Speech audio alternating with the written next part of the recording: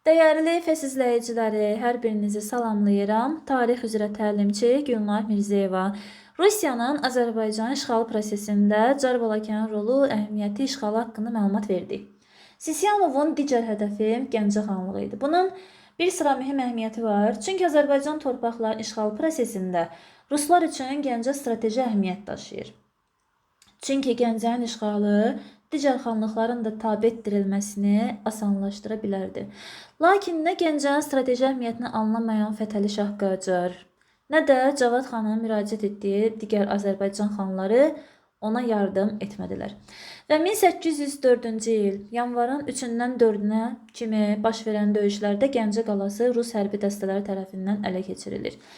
Gəncə xanlığı ləğv olunur. Cavad xan da qəhrəmanlıqla gedən döyüşlərdə həlak olur. Siyanovun təşrifi ilə şəhərin qədim adı dəyişdirilir, Yelizavetpol adlanır və Gəncə adını çəkmək qadağan olunur. Bu qaydanı pozanlar da cərimə edilirlər.